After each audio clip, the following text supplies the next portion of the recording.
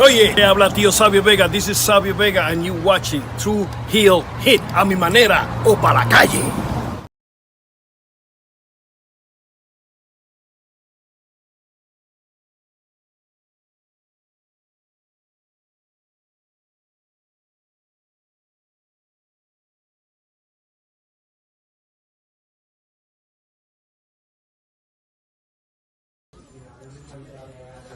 This is the knockout artist, Chris Hero, and if you're looking for some true heel heat, you better listen to them boys.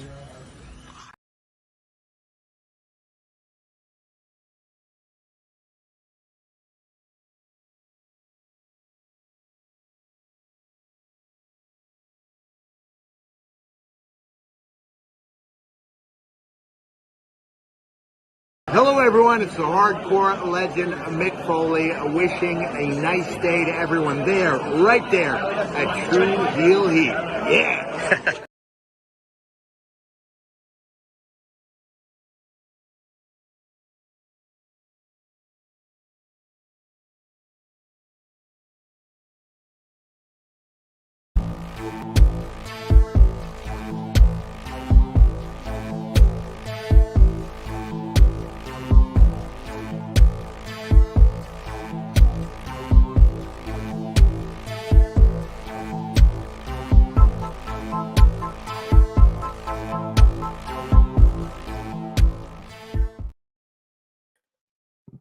Hello, hello, hello. It is me, your True Hill Phenom, SP3. We are live on the True Hill Heat, YouTube, Facebook, and Twitter for our NJPW World Tag League 2023 final review and tournament review, where we're going to be discussing what went down in the final tournament of the year for New Japan Pro Wrestling, the World Tag League 2023. And whenever we are talking about NJPW, New Japan Pro Wrestling, Japanese Pro Wrestling in general, if you look back on the year of 2023, I was joined by one esteemed colleague.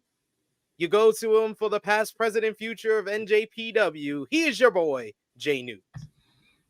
Good morning, good afternoon, and good evening, ladies and gentlemen around the world watching us here on True Heel Heat. It is I, your good brother J-News, and I'll come out and say it bluntly. We got some shit to talk about, don't we, SP3?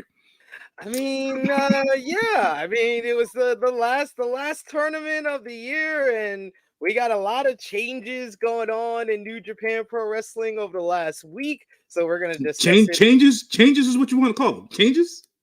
Okay. As we on the road to Wrestle Kingdom. So we love to interact with all of y'all. We appreciate y'all for joining us live. Appreciate y'all if you're watching us on demand. Remember to show your appreciation back the simplest way possible. Drop the thumbs up on this video. Share this video with all your wrestling fans, friends, and family on all your favorite social media platforms. If you're new to the True Hill Heat YouTube channel, hit that subscribe button, hit the bell to stay notified for all the great content here. We've done like nearly a week straight of content here, just like one day off. We've been making Fridays our day off, but you pretty much get plenty of content here on the True Hill Heat YouTube channel. So hit that subscribe button, as next year we're going to make our march to 20,000 subscribers, our next goal. And of course, if you're watching us on demand, you can drop the thumbs up. You could leave a comment down below and give us your thoughts of NJPW's World Tag League 2023. But if you are with us live, sound off in the live chat. We love to interact with all of you.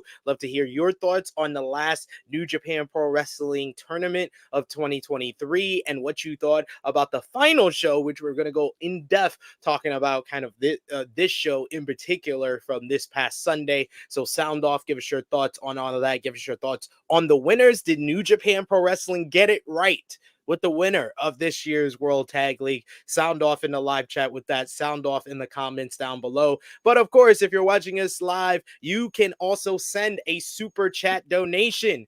Any dollar amount matters, and it's definitely helped us out so much, especially this week in particular. We've been setting new goals and new highs and milestones for our super chats because you guys have been so supportive of the content that we give here. So any little bit matters, and it gives back. And as Jimmy Macarim always tells me to translate, nigga, we broke. We appreciate the money.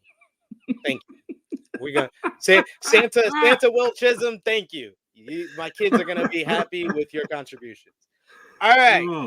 But Yeah. let's get into NJPW World Tag League 2023 before we get into the final show.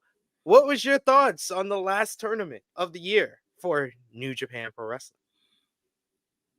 So, usually when we talk about these tournaments, these New Japan tournaments, we have this thought process where, we pick out the best matches of the tournament.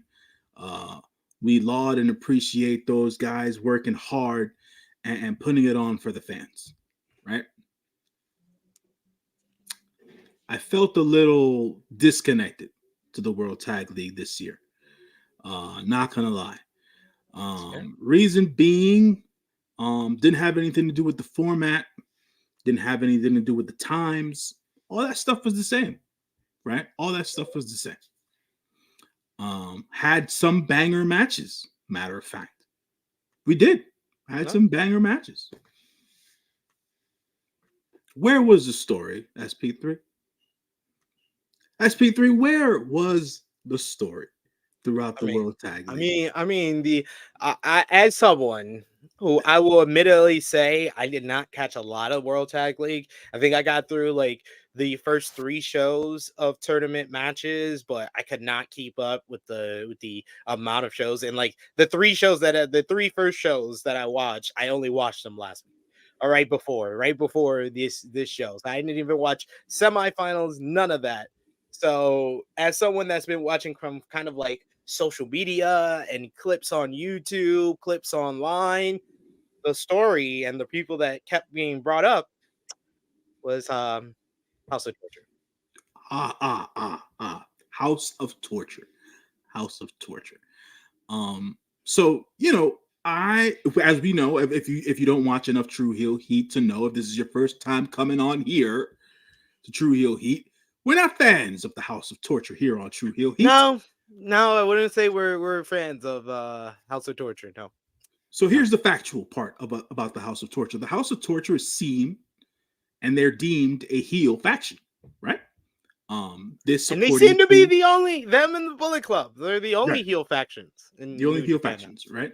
The Bullet Club, more of the heel faction in the sense of doing bad guy things to win in bad guy ways. Yeah. The House of Torture, on the other hand, I'm not sure if you can pencil them in under the same category, right?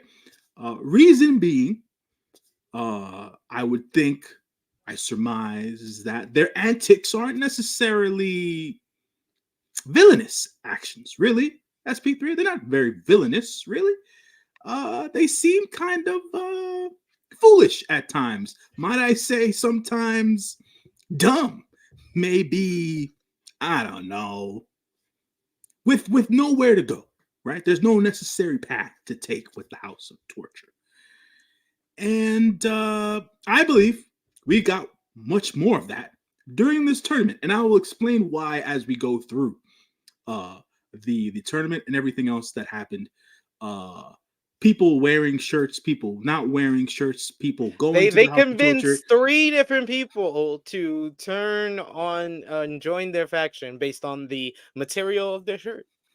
Correct. And then on top of everything else, there was no real commitment to 2 out of those 3 people to join the House of Torture. It literally it lasted a show. Yeah, it lasted a show. And then on top of everything else,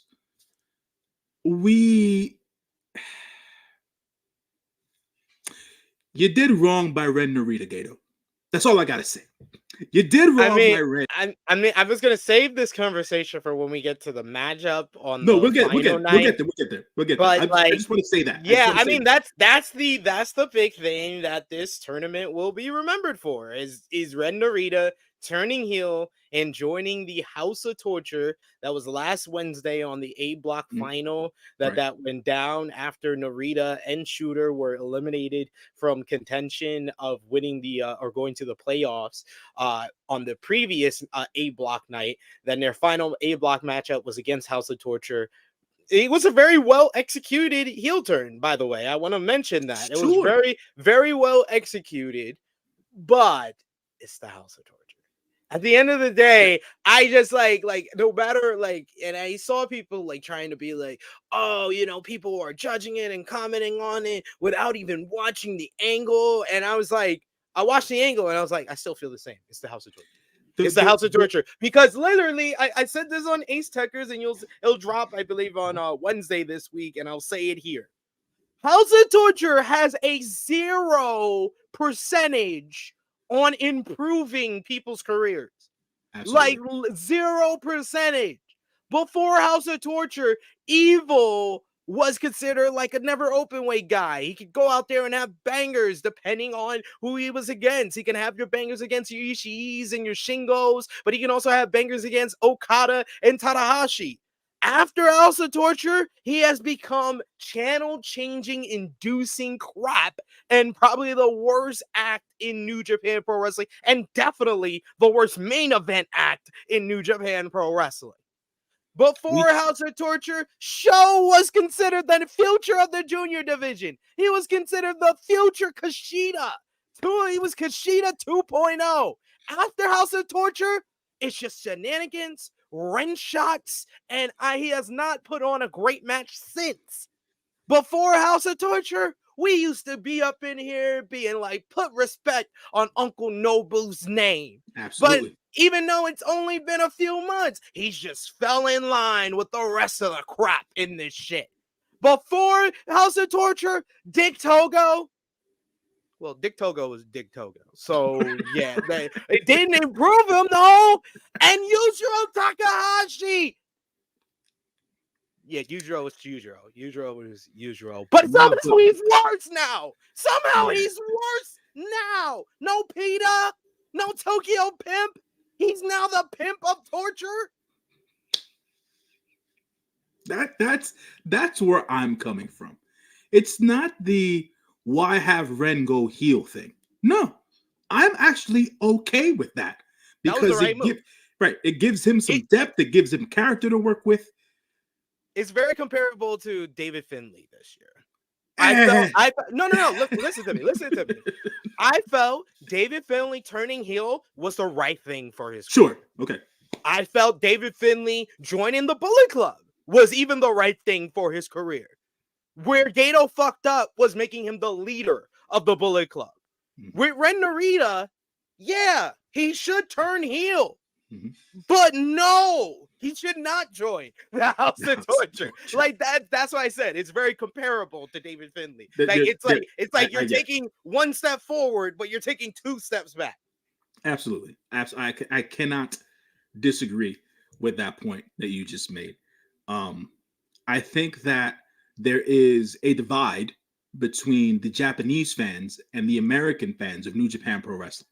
I think that the American fans of New Japan Pro Wrestling don't take the House of Torture seriously, so we don't necessarily consider them heels. The Japanese fan base, they boo the House of Torture. They consider them heels. They're actually very liked in that space. So there's a divide there, which I wanted to point out because I can't believe I'm saying this, even though it's been going on for a decade. Well, more than a decade, as a matter of fact. But faction warfare needs to end. It needs to end. It needs to end. I think it would be so weird to have no faction. So okay, I think that's going there. Yeah, that's going too far. Of the faction, not no factions. That's what New Japan is. Like True. It's been that for 2-3 decades. But it's okay to have singles wrestlers do singles wrestler things on their own. If Ren were to be a villain, a heel by himself, it's like this dude could be Chono without the NWO. You know what I'm saying? So it's everybody realized they've been trying to make him Shibata 2.0. Shibata turned heel and didn't join the faction. Right. Exactly. And his whole feud with Tanahashi, like he was a heel. Exactly. So it's like this wasn't him joining the House of Torture wasn't necessary. Now, what else wasn't necessary was that soft ass chair shot to the head that he gave Shooter. That's why we don't give chair shots to the head anymore. Not because they can cause concussions. That's actual protocol for it. Don't be soft. Chair shots to the back, the leg, maybe Van Daminators. They still work. They still do the thing. We need to not do the chair shot to the head, especially if it's going to be that soft. That just no. That doesn't It's play a pillow well. fight. Right. And then on top of everything else, he dug in his heels and he did one of the most House of Torture things you could ever do during the final night. 3/4 of the way throughout that match, he then came down for a match he was scheduled for, and he choked Shooter out. And then the referee did nothing. I was like, no. I understand that this was the original matchup, but the bell rung for this new match. Yes, correct. And he came in. Can we at least get an acknowledgement that it's a DQ first, and then you change the match? Like, what? I'm like, what is this ref doing? What are you not? Why are you not doing your job? That's what I want. I don't understand this. To SP3's point, which I'm backing, Gato, what the fuck, man? Who's that? No, as a matter of fact, this wasn't Gato's thing. Dick Togo, I blame you. Dick Togo, you're the other booker here. So Dick Togo is the Jimmy Jacobs of New Japan Pro Wrestling. He's the guy that we should really blame for all the issues. Exactly. Dick Togo, I don't even know what the hell you're trying to do to some of these wrestlers. I hope Ren Narita comes out of this well. It doesn't feel like it, to be quite honest. Right now, at this immediate moment, doesn't feel like it. I mean, I liked his swagger. I like his little swagger during this final show. So but he needs to change. He need if you're gonna do a big matchup with him at Wrestle Kingdom, that's the time that you make that change of the attire. He needs to get rid of the attire. That too. The actionable items, let's call them the actionable items during the heel turn, where he sat in the chair outside and he was giving that was perfect. That how it went down was perfect. The House of Torture stuff was unnecessary. That's all it is. That's all it is at the end of the day. But that was the main story. Yeah, during that's the real. I mean, there was other people kind of like having individual stories because New Japan does that very well with their tournaments. But the main story of the tournament was that whole big, because Ren Narita and Shota Umino had one of the better tournaments in the A block, especially in the A block. Like they were one of the stars of that block, and then it was weird. Like there was like a lot of online, especially from the American fans of New Japan Pro Wrestling, were just like weirded out by them being eliminated before the final night. It was just like, what are we doing with the Reiwa Three Musketeers? And then that became the conversation among the American New Japan fans online was, did Gato do well with the Reiwa Three Musketeers this year? And I would say, no. Not so much. No, so like you don't do the whole giving them that moniker and then book them the way he did. Like especially with everyone who's on their way out, right? Yeah. Like this is you're supposed to be putting them in positions where the fans are supposed to feel like if Kaz leaves, Will's gone, everyone's leaving. These guys are the top guys. Like this is where it's supposed to be going right now, and it does not feel that way. That to me is probably that's the conundrum right now. It doesn't feel like the young guys are in positions to be on top right now.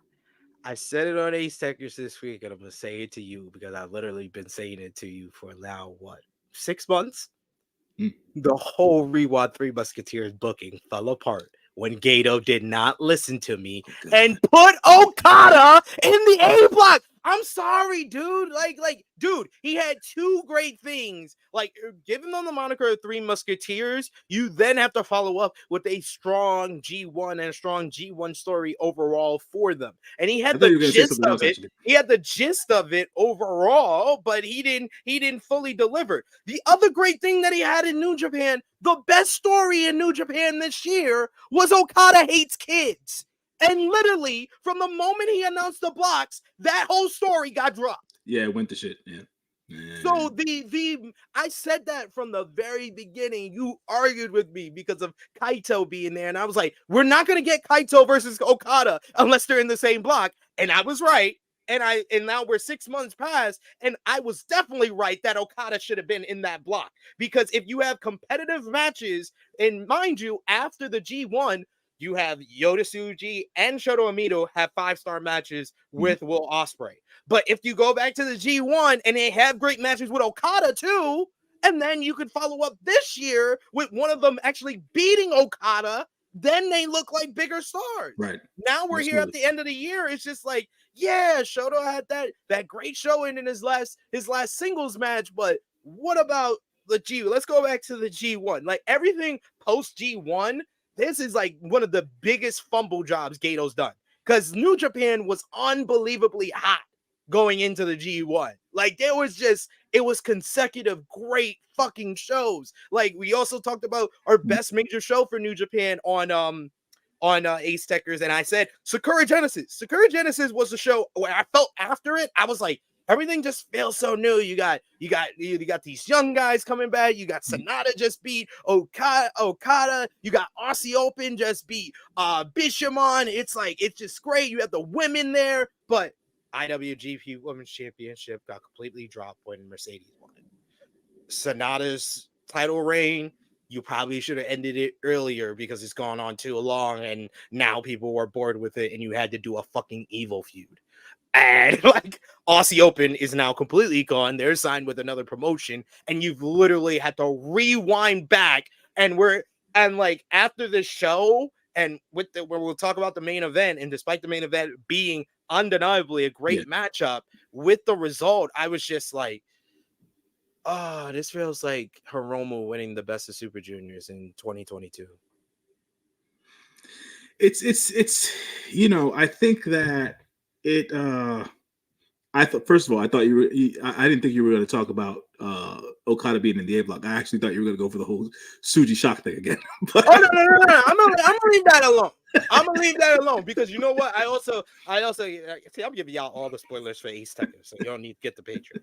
But another one that I said, because we talked about the best booking decisions from Gedo, and number one for the worst was Sonata's title reign, and number one for the best was the build to Sonata's title reign. So like, it's kind of like I'll kind of give it a wash with that. I think the bigger issue on hindsight is Okada not being in, because that literally, you messed up the Reiwa Three Musketeers, because right before the G1 is when you gave them the moniker, and they had a story going on with the Reiwa Three Musketeers and Okada, and then Okada overall just hating young guys, and then you put all the young guys in one block and don't put Okada in it.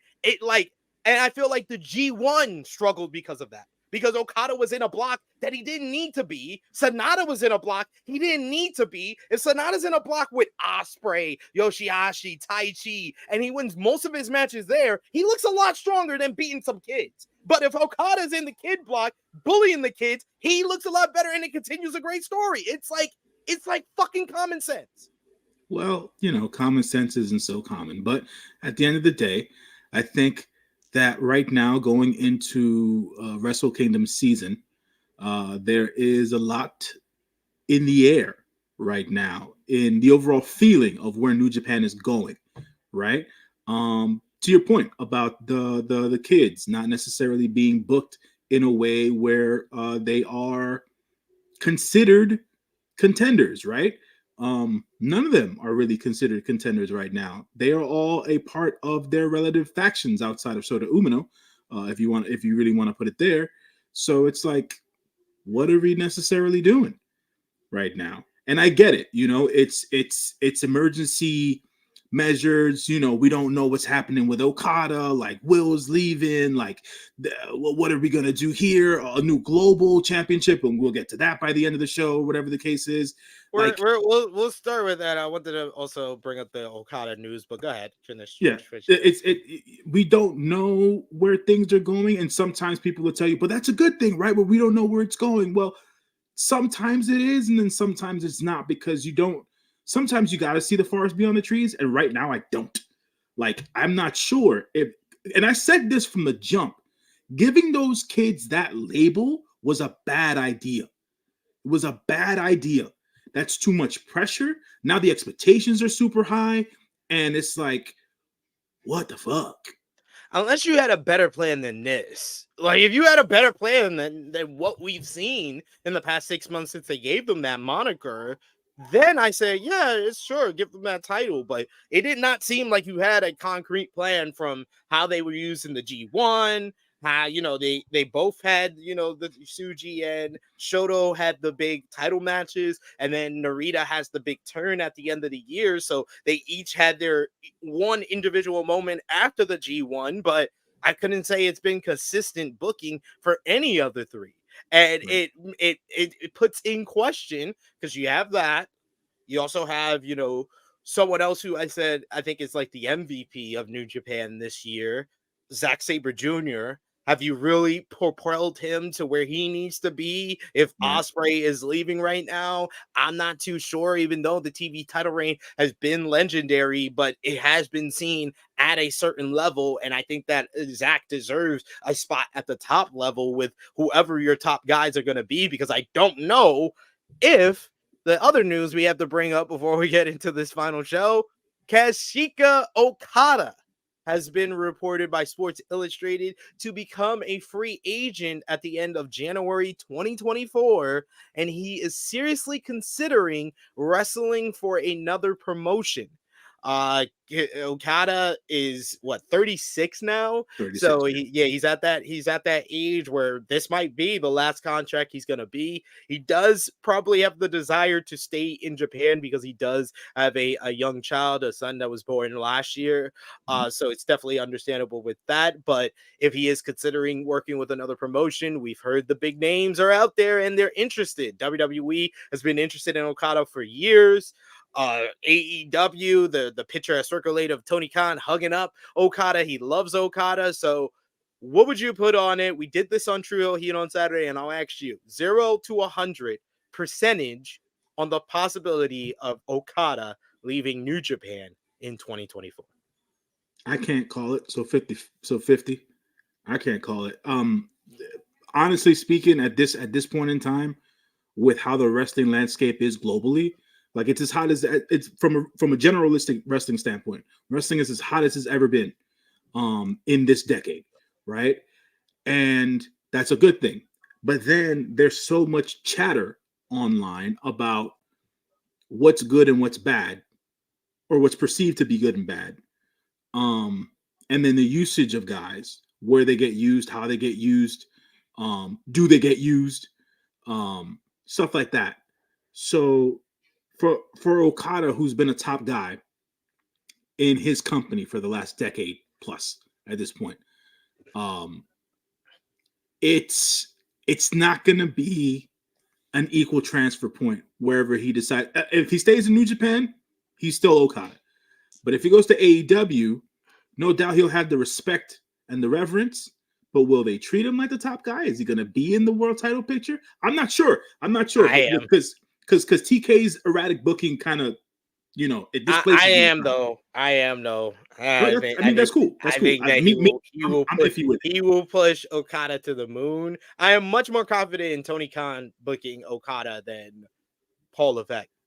I'm sorry. Like, And no, I'm sorry for, and I've said it before. I'll say it again. I think Triple H is the Booker of the Year in 2023. But as far as foreign talent and talent that doesn't speak English, it's still that glass ceiling there. Like, y'all can tell me, oh, well, Nakamura's being treated better, but he loses every feud. So, like, is he? That's the thing. Like I really enjoyed the character building of Shinsuke in the last year or so, right? I think they've done that well. but from a booking standpoint, him winning or losing, they haven't done him any justice, right? So it's like him being in this for the current standpoint, him being in this feud with Cody. It's like, where are we going with this? That was really it was like, okay, so wait a minute, you're telling me that Shinsuke is in a feud with Cody, and Cody's on this road to finish the story. Where is Shinsuke in all this? Like, he's a road bump. He's a road bump. He's a bump in the road. He's a speed bump. He's a speed bump. He's just a speed. He was thrown in there. But to your point, I don't know. I don't trust WWE to do well with Okada. So it's yeah. I don't know. You know, if his contract is up at the same time as Willa, how did this just become news? Yo, for real, like how did we not know this ahead of time? Like, how did Okada just join? How did the coin drop just go off in the free agency chat? Like, how did that happen? And mind you, I equate this. I think everybody's eyes was on Ospreay because he let it to be known like nearly a year ago. And I think that it was so distracted. But once Ospreay, his domino already dropped into AEW, they were like, all right, let's look at the rest of these contracts. Oh shit, Okada expires in January. It was like it felt like the Otani secrecy over in Major League Baseball. Like, we didn't know about this till now. Like, what the hell are we talking about here? Yeah, man, it's I don't know. If they lose Okada, they have to make another shift. SP3. There's just no way around it, right? If he goes elsewhere, no matter where he goes, right? If he doesn't stay in New Japan, that spot. Like Will Ospreay leaves. You have your guys like Zack Sabre Jr. for right now, and Gabe Kidd for the future, to fill that top gaijin spot. But who the fuck is filling that Okada spot? One of these three Musketeers? I'm sorry, guys. Like, they have not done the work for them to fill that spot. Like, I think that Yota Tsuji and Shota Umino are ready for the spot, but have they done the work to present them like they are? Exactly. No. You can't rush it from Wrestle Kingdom to New Year's Dash to then the New Beginning shows, because it's like, how? Like, there's no time. You know what I'm saying? And New Japan's thing has always been long-term, long-form storytelling. So for them to do a rush job for this wouldn't make much sense. And then those are the young guys. In what position does that put Naito and Sonata then? Because it's like, okay. And it's New Japan being like, oh, Naito's gonna fill Okada's spot. Like, you've been trying this shit for a decade. It's not happening. Like, Naito is his own thing. Naito created his own spot. Naito created a number 2 spot that was as popular as the number 1. So, like, that's great that he did that. What Naito was able to do in, like, to make it in a more of a perspective that maybe all wrestling fans can understand, what Naito was able to do is the equivalent to what The Rock was able to do in the Attitude Era in WWE. Austin was always that number 1 spot. Slowly but surely, Rock became as popular at the number 2 spot. So when Austin got hurt, he was able to fill that seamlessly. But like, Naito has not done it to the point of he's the Rock of if Austin leaves, he has that. No, because we're not Rock in 2000 or Rock in 1999 when he's 27, 28 years old. We are Naito at what, 38, 39 with knees and neck. That's like he's 50. Yeah. And people talk about this a lot on the internet about how strong style takes its toll on the body, right? Wrestling in general takes a toll on the body at the end of the day. I just feel like we don't have a clear path at the moment. And in this particular instance, in the immediacy that I'm talking about, I don't feel right with it. Right? If they're able to steer the ship in one direction or another in the next couple of weeks, maybe month or so, cool. But if they lose Okada and they don't have a backup plan, yeah, man. Like, I don't know. And like, when New Japan's in the dark ages, folks, it's bad. It's bad. It's not Like good, folks. the early like before Shinsuke and Tana and Shibata, it was pretty bleak. Okay, so It was rough out here in these streets, in these New Japan know, streets, y'all. it's tough, and we got here because we got to where we got here in this point of the conversation because this whole Ren Narita thing, like we're not seeing it right now. So if we're not seeing it, help us see it. You know what I'm saying? Because it's like these are young guys that are supposed to be the next stars. The Ren Naritas, the Yota Tsujis, the Shota Umanos of the world. Yuya Uemura's in that lot. You mentioned Gabe Kidd at the end of the day. Alex Coughlin, all those guys, like they're in that pot. And obviously the dojos are fucking filled to the brim right now. And it's like, okay, maybe you'll see more talent coming from the dojos in the next year. Maybe. You know what I'm saying? But if you lose Ospreay and Okada, now let's just move Ospreay and Okada out of here. Who's your top stars? Naito. Mm-hmm. Naito, Tanahashi still. Right. Sonata now. Right. Which is kind of like fringe. I know. Zack Sabre Jr. should be positioned as that once he loses this TV title. Is that it? That's it. Is that it? From a heavyweight and perspective, like, right? and like Tada, it's just like that was a shaky one in general too. Like two of them was shaky, and one of them they haven't really always put him at that main event spot in Zack. So it's just like you just got Naito then. Pretty much. I just RP. And why is it Shingo? Why is it fucking Shingo? Right. What bring back main event Shingo? Yes. Agreed. Jeff Cobb. I heard that on commentary during the United Empire matches. Like someone from United Empire will also step up. Jeff Cobb, finally make him a main eventer. Come on. Yeah, that and then if they really want to stick with the long-term storytelling aspect of it, let Hiromu have his run at the top. I was gonna say him last. Yep.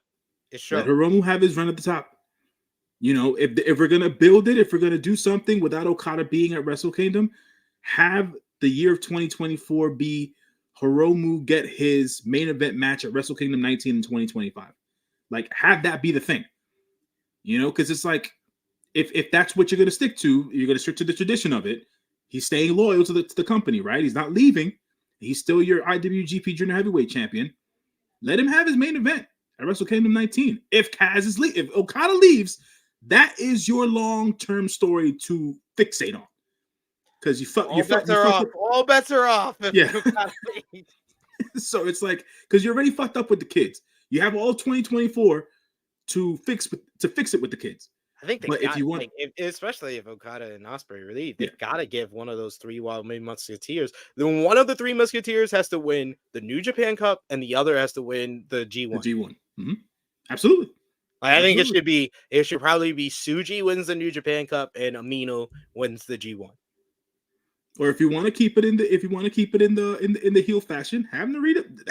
If you want to do this, if you want to really go all the way, because Narita needs it more. Narita needs more of these tournament wins more. So it should be like Narita wins the New Japan Cup, and then Shota Umino or Tsuji wins the G1, and that should be the final. That should be the final of the G1. Tsuji and Amino. Yeah, something to that effect. You know what I'm saying? So it's like that sort of thing. So just so you can just so the fans can have confidence in the young guys. Because right now, I don't feel the confidence with the young guys. And the World Tag League at that gave us the same feeling. Yeah. Gave us the same feeling. Because it's like, okay, so Tsuji's here tagging with a no-name CMLL wrestler, Sandokan Jr., right? He didn't even pop in that CMLL. And you bring him over to New Japan. And they had decent showings, right? And then you have Xander can not necessarily like, is he accepting of being the LIJ? Yeah, That that was pretty clear. They were accepting him into LIJ, and then commentary just confused me. I was like, "Why are we so confusing the situation? Why we can't just say seems like he is a part of G? Like, and we couldn't even make it like that. They were like, is he a part of it? Is he a part of it? And I love Chris Shelton and Walter Stewart has been great on commentary. He has a great voice for it. But that was very confusing on their part. They made it more confusing, dude. So confusing. It's a clusterfuck right now, and I don't like that feeling because it's a clusterfuck in the bad way, right? Because sometimes it's a clusterfuck in a good way. And right now, it's in a bad way, and we need to do better, man. We need to do better. Like when I was shaky and like so on AEW, earlier this year I had New Japan to kind of fall back on, and then they've been shit the second half of the year, and AEW has actually been getting better in my opinion. I know some people are like up and down every which way with them, but especially with the Continental Classic, man, I say the Continental Classic might be better than the G1 this year already. But already. AEW is out New Japanning New Japan. Yeah, I know. I was like, yo, yes, everybody's got a story. You got Eddie, who was so confident going in. Then he loses one match. He loses his confidence. He loses another match. He wants to kill people. You got Brian with his eye and the drama with all of that. You have Swerve, who feels like this Stone Cold-like figure in AEW. Is he going to win the tournament? Now they got a first place battle with Jon Moxley, who seems like he's renewed in the tournament. You got Mark Briscoe taking care of he has been like making every minute count in his tournament match. And that match with Swerve was top 3 of the tournament so far because I got completely into the whole underdog story of Mark Briscoe. Jay White's been great. Like, yeah, like, yo, Continental Classic better than the G1. I'm starting that argument right now. I mean, for this year so far, hell yeah, man. Look, at the end of the day, there are aspects of New Japan Pro Wrestling that, if put into the American context, work super well. And they've done it so far. So it's like, yeah, like this is the best. Like I was watching all the different the last 3 promo clips that Jay White's done post-match, right? And I was like, this is Jay White. This is why people love Jay White. And I was like, this is excellent. His promo work has been killing it with these backstage. Him, Swerve, Eddie, and Mox have been like the best from like those, and Brian's last one. I think everybody's been doing. When Brian beat Daniel Garcia, and they asked him, "Why'd you spit on him?" He was like, "I have to meditate because I don't know why I do these things." I was like, "Yo, this shit is captivating as fuck." I was like, "What is wrong with him?" But they've been doing that so well, right? And that's been the New Japan thing forever. Those backstage promos, right after the match promos. Exactly. Don't forget. Yeah. Roosh I think everyone's been killing Roosh it. Bro. Was my MVP for the G.O.D League until Mark Briscoe had that match with Swerve. So yes, Roosh has been killing it too. And Danny Garcia switching it up and putting it on the trunks against Brian. Such a great story. And I saw it on my timeline earlier today. That freaking backstage promo they caught with Ethan Page after his Kenny Omega match. Dude. Like, what? This is the differentiation. This is what you've been needing, right? Everybody's been, AEW's going to be out of business in a couple of years. They're really not doing it. I was like, nah, combine what you have now, all this backstage right after the match stuff. You took that idea from New Japan, right? Now you have the gimmick. You have some of the wrestlers doing gimmick stuff, a la WWE Entertainment stuff, the Tony Storms of the world and stuff like that. Julia Hart being a spooky bitch, right? And all that stuff. So, Roddy and Nick Strong. My God, I can care less what anyone says. Roger I don't Strong's care. I don't care. I hear some people say they're over it and stuff. I was like, I don't give a fuck. I love that shit. I love that shit because I never thought we would get this type of entertainment from Roger Strong. I've been watching this man for 2 decades. Exactly. 2 decades. I'll say this. I'll say one more AEW thing, and this is for anybody watching. Yeah, Brody's been come on now. I keep forgetting people. I'm sorry, guys. Everybody, I'm saying everybody's been doing their damn thing. I'll say this, and it's props to AEW. RJ City's Hey EW on YouTube, hilarious every week. For people who just need comedy with wrestlers in a different scope outside of the ring, that plus what it is that they've been doing in ring, to me is like top notch. I low key feel the Bucks canceled BTE because the void they were filling for wrestling fans has been filled by AEW. Yeah, for sure. I just for me, and it all ties in because they took the backstage after match promos from New Japan. They took that and they ran with it. So it's like, okay, now we're cooking. Now we're doing something different. So it's like New Japan needs to get back to their essence, right? And they need to be able to position these kids in a better way. They just do, because this World Tag League left a lot to be desired. Like you said earlier, bro, the freaking final, the main event, spectacular. 40 minutes of one of the best tag matches I've ever seen, of two teams that were just thrown together in the last God knows how long. Bishamon wasn't a team 3 years ago. We're gonna get into the whole show here. We just had a lot of news to go over when it comes to New Japan Pro Wrestling. One final news was announced this morning, as the New Japan Pro Wrestling announced that we will have an IWGP Global Heavyweight Championship, and the inaugural champion will be decided in the three-way matchup coming up on January 4th in the Tokyo Dome. Will Ospreay versus Jon Moxley versus David Finlay. Will Ospreay has already retweeted the post on social media, and he said, "Global Championship sounds about right for a guy with 2 contracts." So what do you think about this announcement, the Global Heavyweight Championship being introduced in New Japan Pro Wrestling? And does that announcement, plus what Will had to say, change your mind on who you think is going to win this one? Sort of. Now I'm not going to be so hard pressed that David Finlay's going to win this match. Yeah, I'm not. Like the explanation, I was just like, that sounds like a title you should probably put on an AEW talent, so you could put it on network television. I mean, put on cable television every week. Mind you, I think it's a title you can put on a talent that can go to AEW, New Japan, and TNA, right? If you're talking global, right? At the end of the day, from the two U.S. The two particular U.S. companies that New Japan works with, you can have that person go to Mexico, right? AAA, they've been working with them. And that's AEW's work with AAA. AEW also works with CMLL. CMLL works with New Japan. Things of that nature still have connections to Rev Pro and companies of that nature in the UK.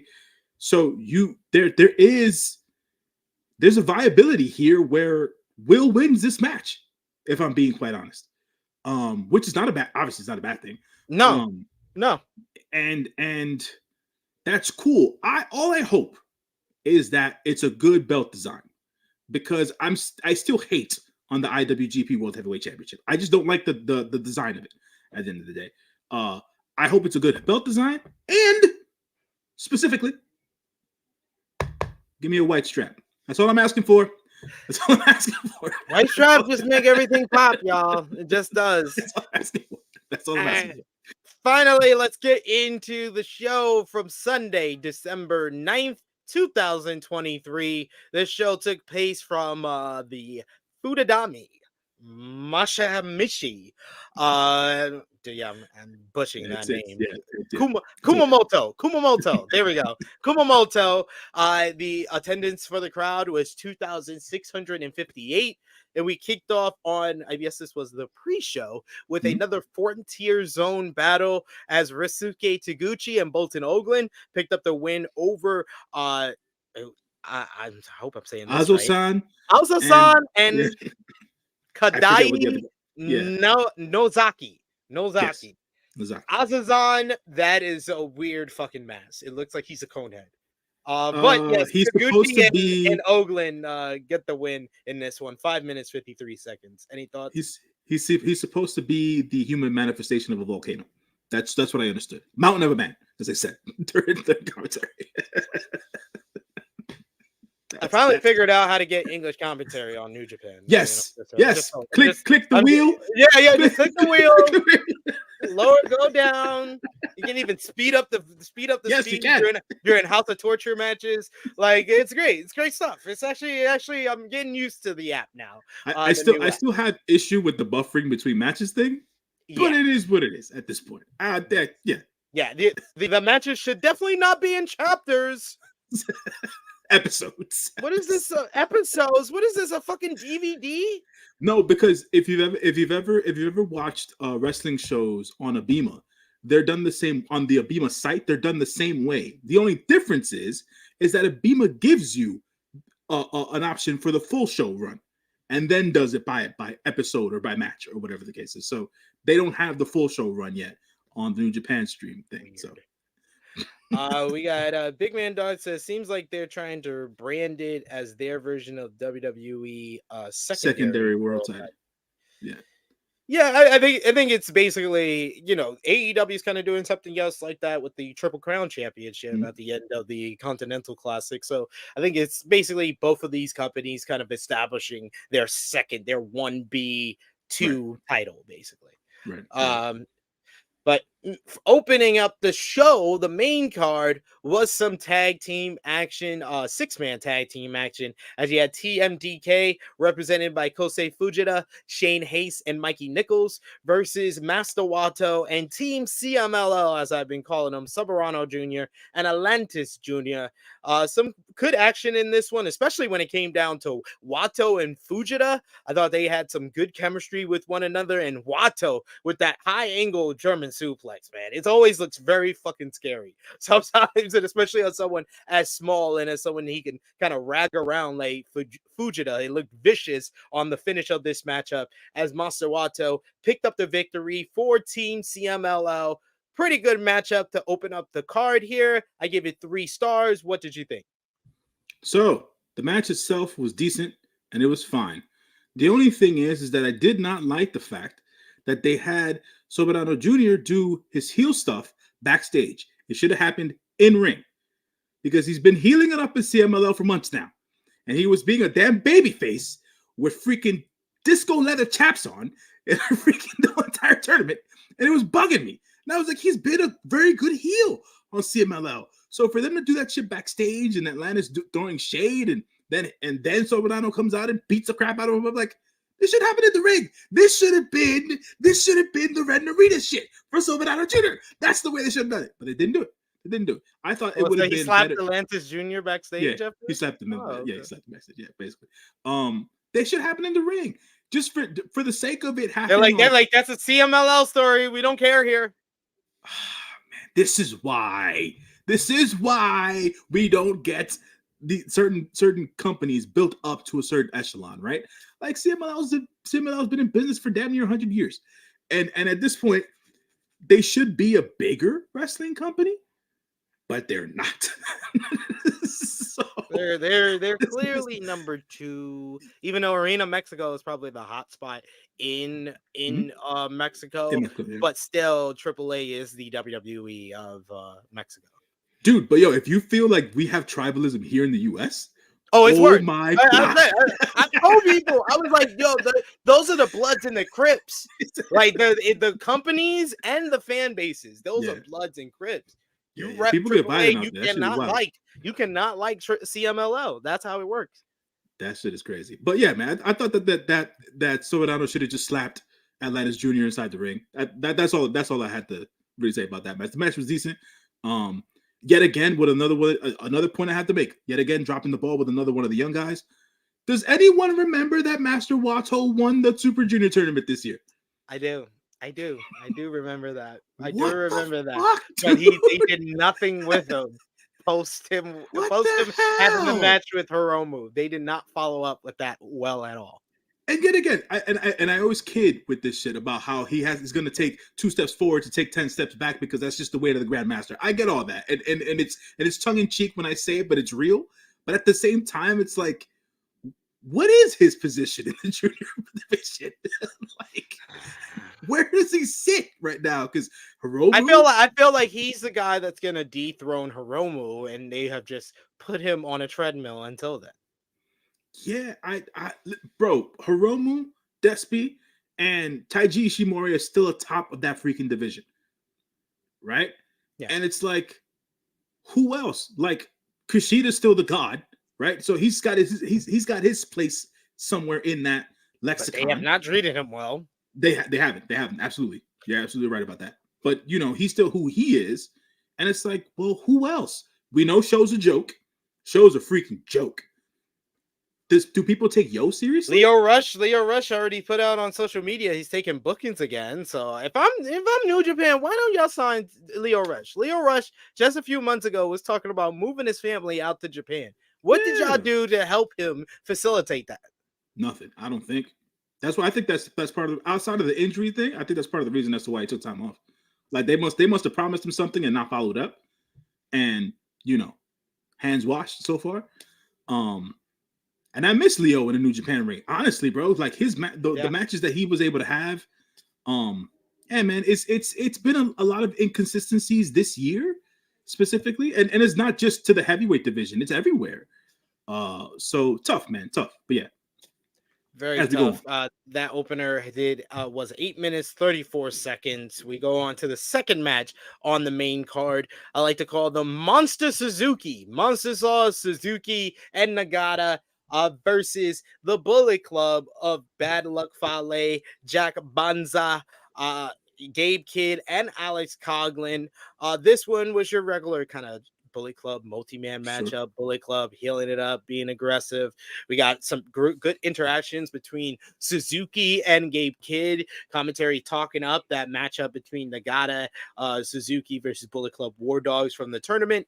In the end, though, Jack Banza got triple team, basically. Mm-hmm. Suzuki hitting the Gotch-style power driver, followed by Monster Sauce hitting the blackout sauce for the victory for the baby faces here. A mini Suzuki Goon reunion with Archer and Suzuki. This match going 8 minutes, 49 seconds. I gave it 2 3/4 stars. What did you think? Yeah, your regular, multi-man match, fair. As per New Japan.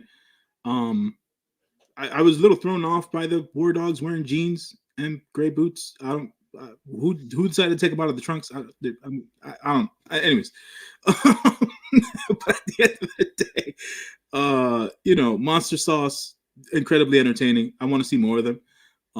Maybe they get an ROH run. Hopefully, maybe. But Lance Archer said in the backstage interview that he wants to take the Monster Sauce World Tour, and he says, "Tony Khan, if you're not scared, book Monster Sauce." Damn right, man. Damn freaking right. It's always cool. It's always good to see the OGs, Suzuki and Nagata, still doing the damn thing. I don't necessarily know how New Japan feels about how they position Jack Banza after this tag league tournament. I didn't hear much about him during the tournament, to be honest. Yeah. He didn't necessarily stand out too much. And Fale does what Fale does at the end of the day. So it's not like you put him with someone where he should have shined, right? Because Fale does what Fale does, as I said, but he didn't shine. So yeah, I don't know. That is true, Trey Jones. Trash fit equals heel heat. Good. Absolutely. Good call. Yeah. You know what? Good call. Good call. Next up, we had another multi-man match. This is like J-News' favorite show for New Japan. A whole bunch of multi-man matches. Got United Empire represented by Callum Newman, Hanare, Great-O-Khan, and the returning Jeff Cobb versus Asuka Lobe, Yota Nakashima, Toru Yano, and Tomohiro Ishii. This one was a quick one. This is probably the shortest match on the show outside of probably one other.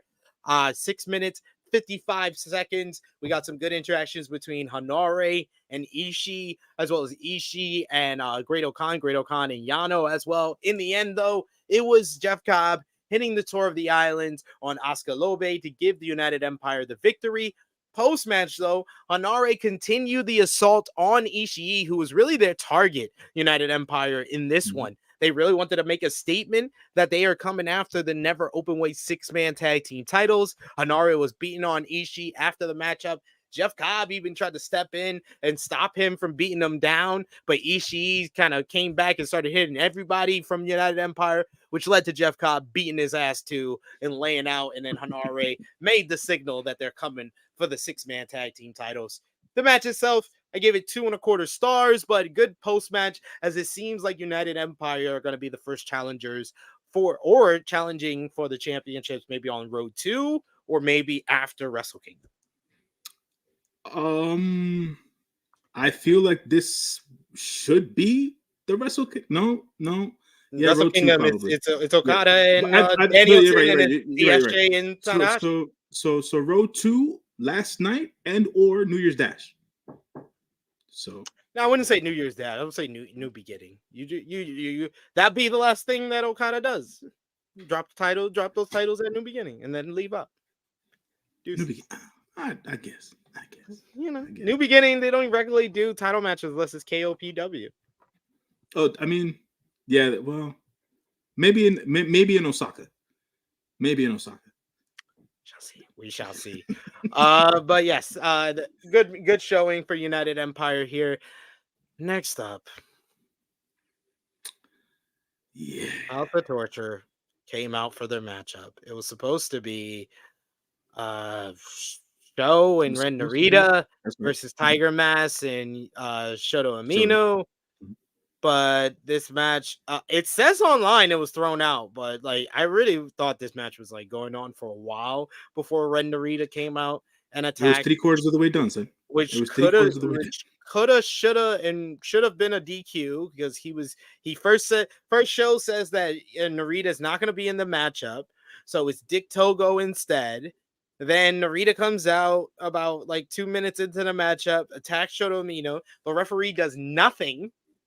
He attacks Shoto Amino on the outside, throws him into the barricade on his bad back. Then the referee says, "Oh no, the match is starting now. It's the match that was originally scheduled." And they come in, they beat down Tiger Mask, give him like a face plant, and then Sho pins Tiger Mask. Cool, yeah. This was an angle. This was not a match. I will say, great picture of Ren Narita. He looks like an evil scumbag here. Dude, he's healing it up, which I can appreciate, right? It's just the House of Torture stench. It can't be on him. Like, he doesn't need them for this. He just doesn't. He doesn't. Yeah.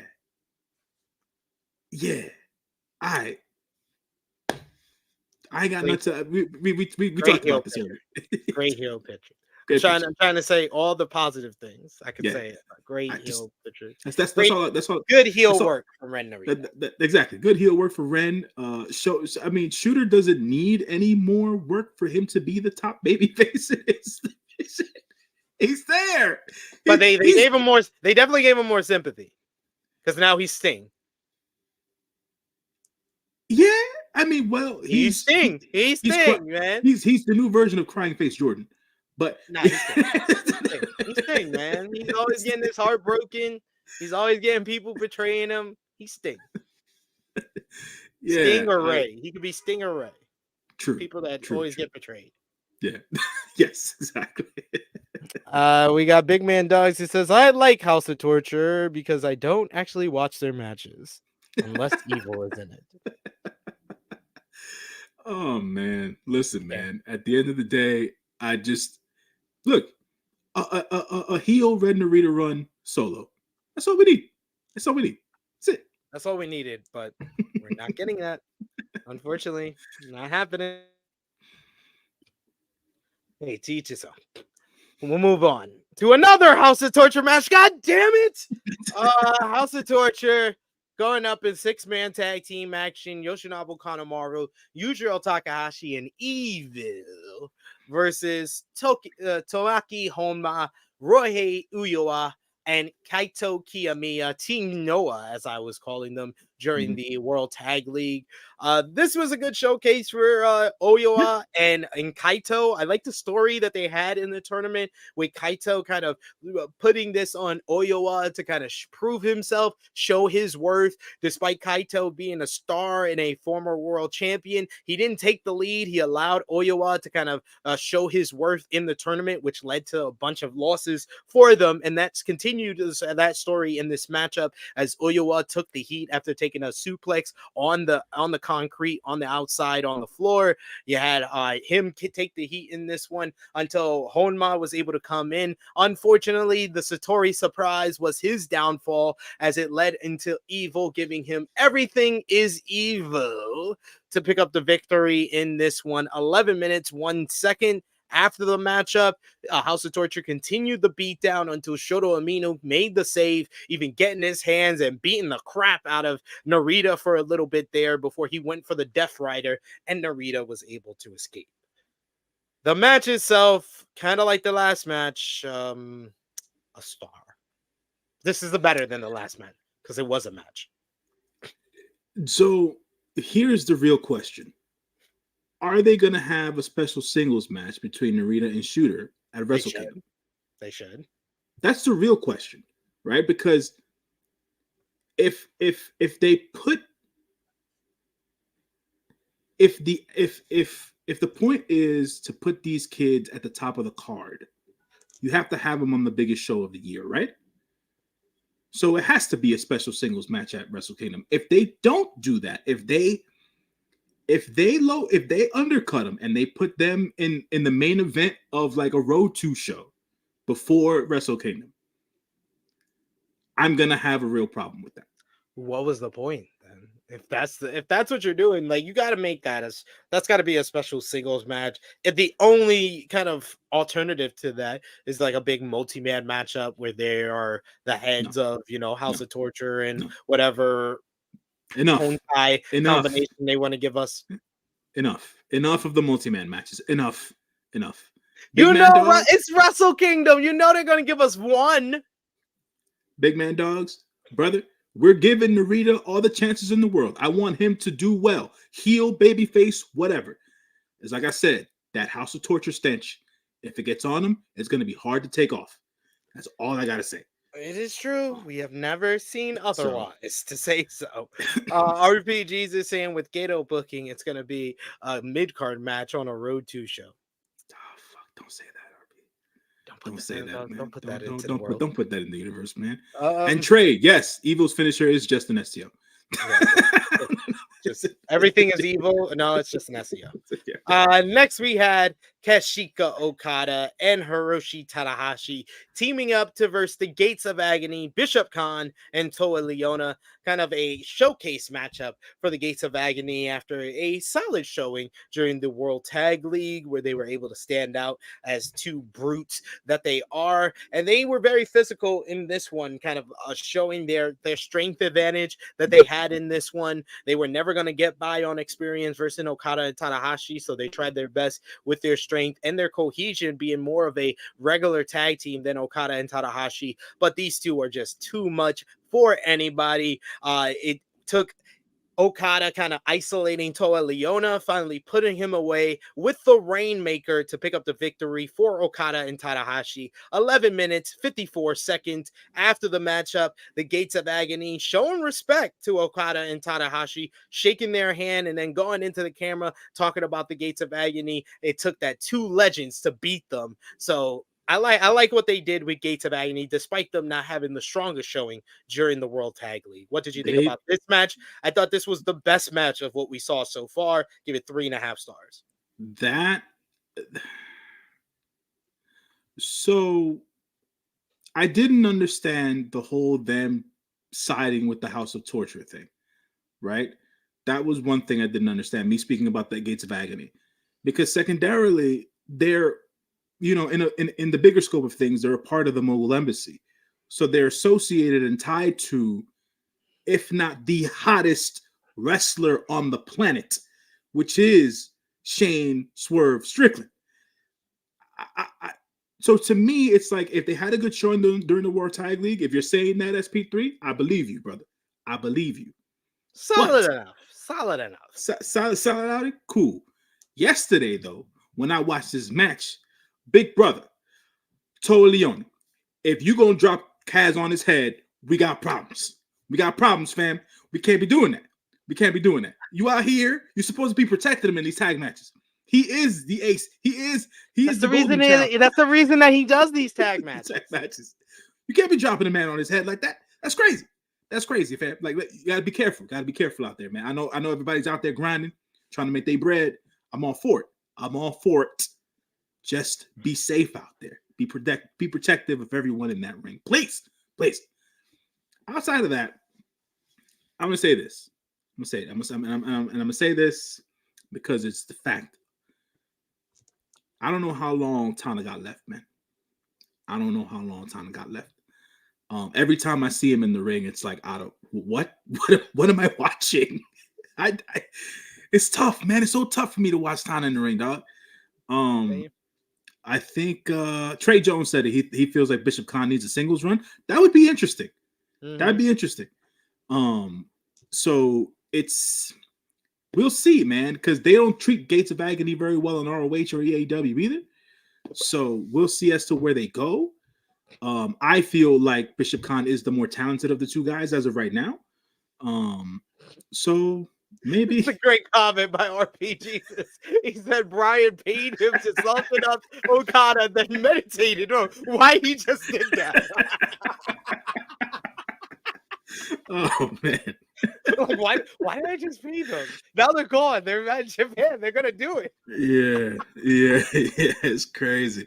Yeah, big man dogs. Yeah, they dropped Okada on his neck, bro. Like it was supposed to be a regular backdrop spot. And Kaz landed like on that angle, and I was like, "Oh hell no! Like, what are we doing? That's supposed to be a flat back bump, bro. What the fuck?" Because he shorted him. He didn't throw him over like he was supposed to. Yeah. So I was like, what are we doing? What are we doing? Might not get that call back now, guys. Oh man, it's tough. It's tough. You never want to kick a man when he's down type deal. You never want to shit on people because wrestling, you're always learning, right? But it's like, fuck, man. When you see shit like that, it's like, gotta do better. Now I did like Big Man Dog says he couldn't tell if Okada managed to land on the shoulder. It didn't look like it, bro. It did not look like it. It looked like his head hit that angle, like on the weird. I was like, oh no. But he seemed fine afterwards though. So he was fine after the matchup. That's all that matters. Yeah. We got next up another multi-man matchup. Like I said, J-News' favorite show. Just Five Guys versus Los Ingobernables de Japón. This was a 10-man tag with Just Five Guys represented by Taka Michinoku, Doki, Yua Uemura, Taichi, and Sanada versus Los Ingobernables de Japón represented by Bushi, Yota Tsuji, Shingo Takagi, Tetsuya Naito, and the outlier of LIJ's team here, Zandukan. You said? That's how you say it? Zandokan, yes. Zandokan Jr.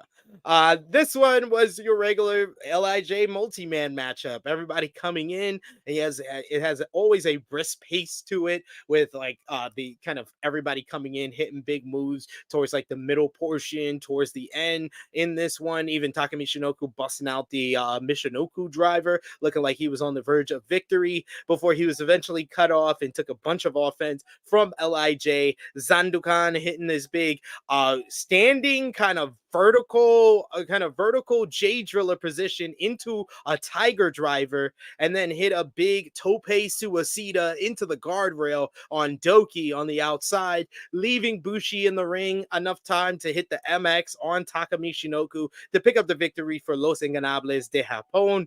After the matchup, Sanada looked like a broken man, while commentary talked up that Naito has seemed to have Sanada's number in these multi-man matches. And then LIJ put their fist up for their embrace at the end of the matchup, and they invited Zandukan to join them, seemingly accepting him into LIJ. It seemed that way, but Zandukan seemed a little reluctant to join in the fun. Well, he wasn't sure. He wasn't sure. He wasn't sure. I like this match was solid work. I gave it 3.25 stars. What did you think? that photo of Sonata with his head on the apron and Naito just looking into the freaking crowd. I said to myself, this sums it up completely. This sums up everything. This is the perfect picture to describe the build to Naito versus Sonata. This sums everything up completely. Just lack of passion, lack of chemistry, lack of connection. It's just lacks. It's everything is just lacking. And it's just tough. It was so tough to see that. Even when you're watching the actual show, I'm there like, oh my, they should be panning away from these guys right now. They should not be taking this shot right now. Because it's so indicative of what's been going on between these two. I hope the match turns out fine. This match better be great. This match better be great because, man, I have not felt this much apathy about an IWGP That's the word. Heavyweight championship matchup ever in Wrestle Kingdom. Ever. That's the word. It is apathy at this point. It's tough, man. It's tough. Like, this match better sound the alarms and do whatever else. I just, like, they got to do something. They got to do something. Oh my God. Trey Jones says, I need that picture as my wallpaper. Just take the screenshot. Just take the screenshot, man. Just like, yo, they really booked this at their Wrestle Kingdom main event? Really? Dog. There had to be a plan B. Like I said, the match has got to deliver. This is my issue. My biggest issue with Wrestle Kingdom. And I was going to talk about this after the main event. This feels like the most backlash Wrestle Kingdom we have ever seen. Like, I'm used to New Japan trying out a match on one of their lower shows, and if it pops, they'll put it on Wrestle Kingdom. I'm used to them having the matchup in the G1 or one of the tournaments, and if it pops, they put it on Wrestle Kingdom. Now they're just putting matches that were done in tournaments and done on lower shows because they want to, not because it popped. Tell me which Shingo Takagi versus Tama Tonga match popped. Tell me, Bishamon in Guerillas of Destiny, we keep saying, we're going to talk about the match now. The match was great, but they already decided before this match that was going to be Wrestle Kingdom. So you're telling me that World Tag League match, I give it 3.5 stars. Good match. That is not the match you say, you know what? Yeah, that's our tag team title match for Wrestle Kingdom. No. You could have made that decision today after the match we had yesterday. Fine. But still, I've seen a fucking hour of these guys now. I've seen a fucking hour. 40 minutes on this show. 15 minutes in the first match. I've seen them for an hour. I don't want to see it at Wrestle Kingdom. I'm good. I think I've had enough. I think I've had enough. It's like when they keep giving you seconds. Like I had enough. Like that. No, that was part. Like you gave me a short portion first, and I was like, okay, that's good. And then you gave me the big plate, and I was like, oh man, that was really good. Not good enough for me to do it again a month later, but good. That was great. That was a great meal. I don't need it again. No, not right now. I'll wait. Let's maybe in Dominion next summer we can run it. Not in 3 weeks. Yeah, like it's just like this. Like, yo, we have literally seen every single match on this Wrestle Kingdom card from March to now. Like, sometime between March and now, we've seen every match on this Wrestle Kingdom card except for the 3-way. Yeah.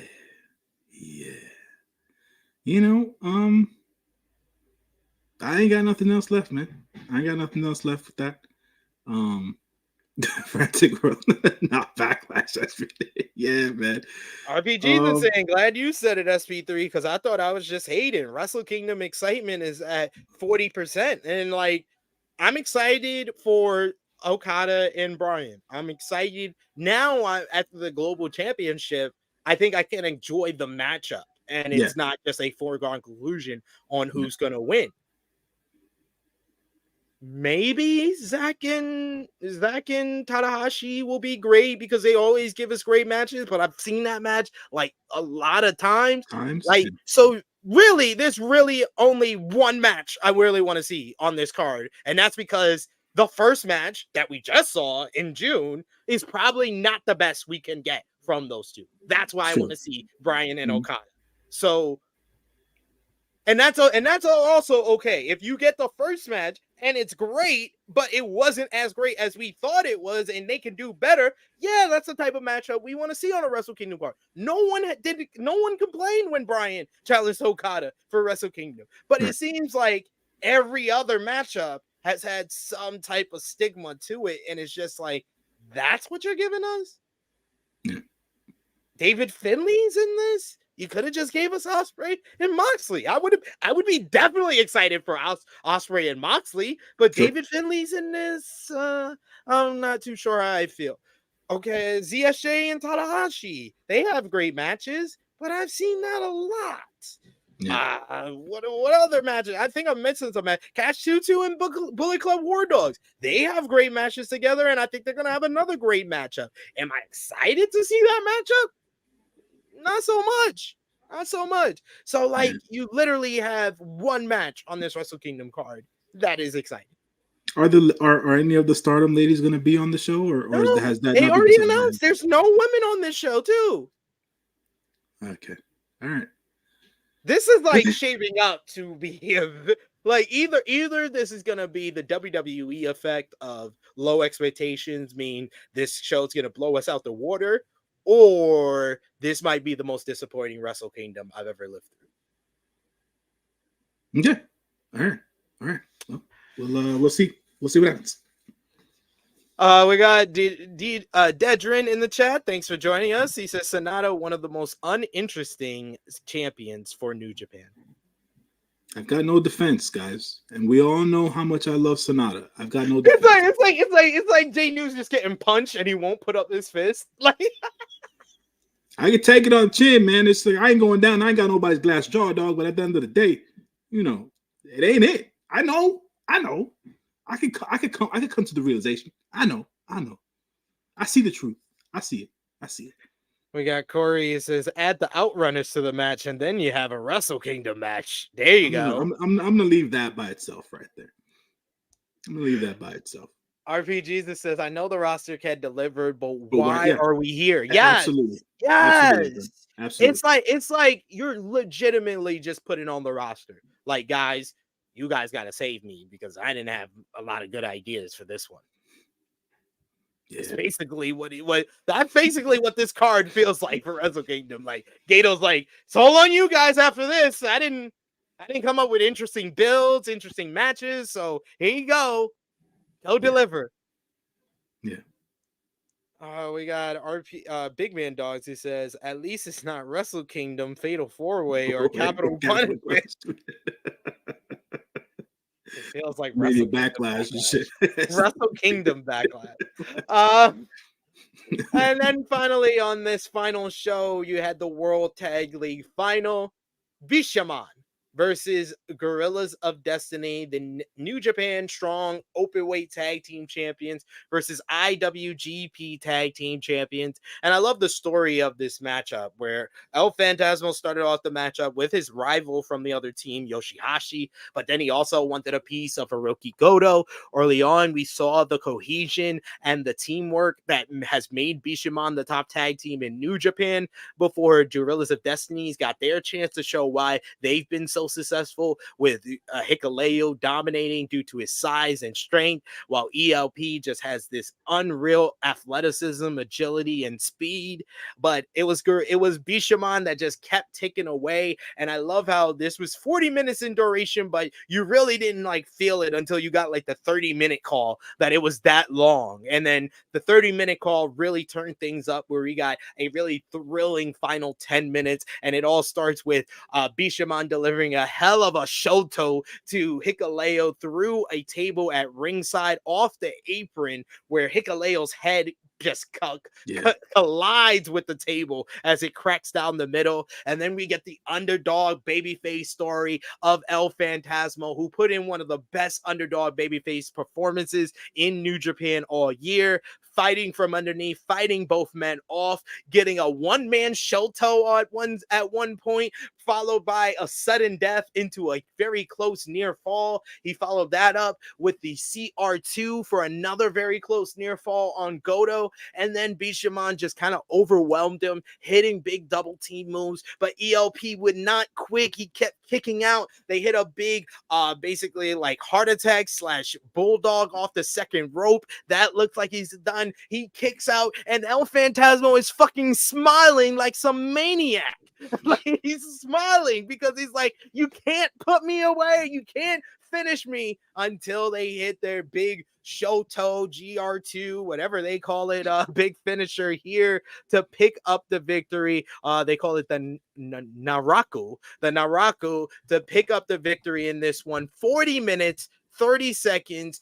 Bishamon become the first ever 3-time 2021, 2022, and 2023 World Tag League winners and the first champions, IWGP heavyweight champions, to win the World Tag League, the three-peat. They are the Los Angeles Lakers of New Japan Pro Wrestling with a three-peat. And after the matchup, Hiroki Goto and YOSHI-HASHI say that they respect Guerillas of Destiny, but after that victory here, they are now 1-1, and they want to prove themselves as the better team, and they will put the IWGP Heavyweight Tag Team Championships up against ELP and Hikuleo at Wrestle Kingdom on January 4th if the Guerillas of Destiny put up their strong openweight tag team championships. And the match was made official earlier today. Winner take all IWGP tag team titles, strong openweight tag team championships.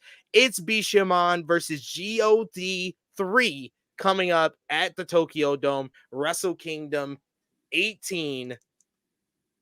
Fantastic matchup here. Just four guys who just left it all in the ring and told a very compelling story with El Phantasmo and the crowd just really kind of begging and rallying behind them. It was just so much emotion, so much drama down the stretch, especially when it came down to ELP versus both Goto and YOSHI-HASHI. I gave this match 4.5 stars, probably up there with one of the best tag team matches of the year in 2023. Can't disagree with that. I was in my feelings during this match. I was yelling at my screen. I said to myself, "What the fuck is going on? LP, stop kicking out. Can we end this match? God damn it, you won't die, you son of a bitch."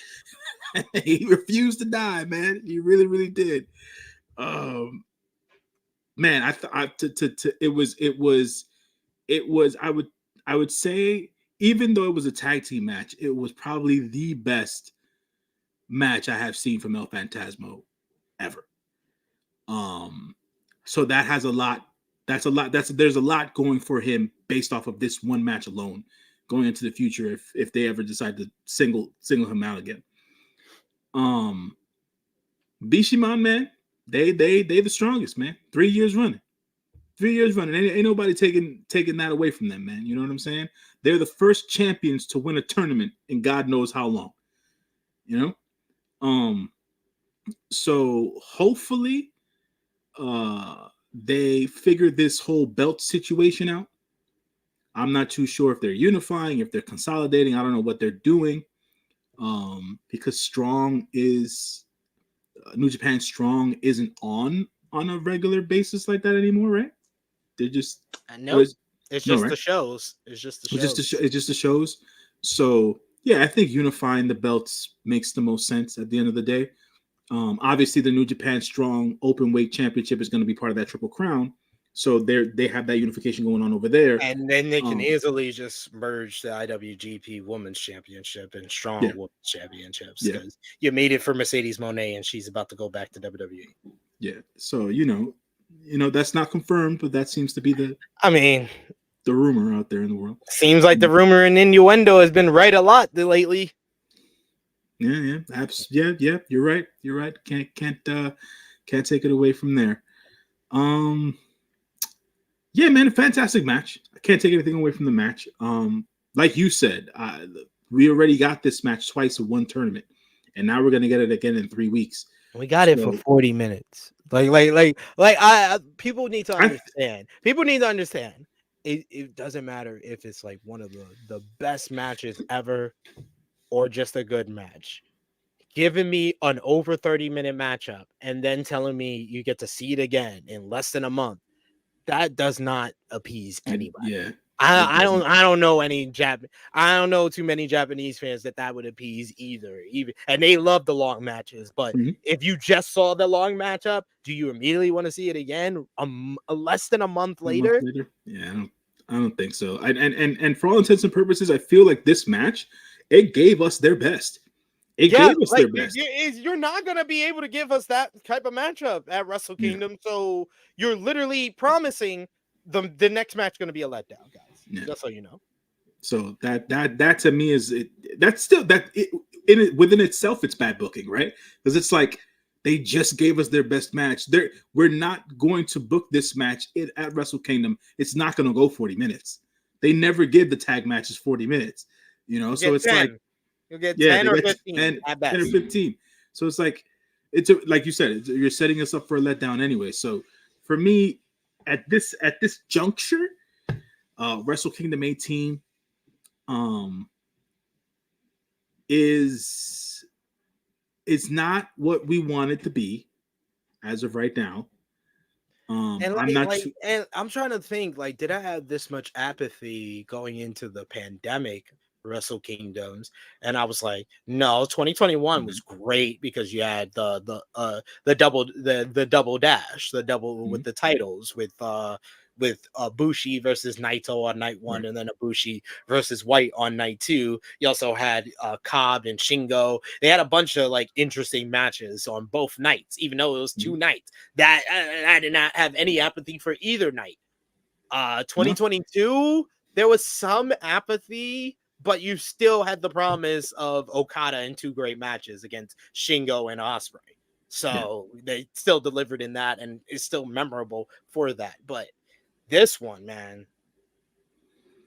and I think that it's so much apathy in comparison to last year. Yes, where there was so much excitement with Omega and Ospreay, with the possibility of Mercedes Moné debuting. Like, there was so much excitement that it's such a big turnaround in the wrong way that we have this type of apathy after the last match heading into Wrestle Kingdom. It's tough, man. You know, you can't win them all, as they say, but like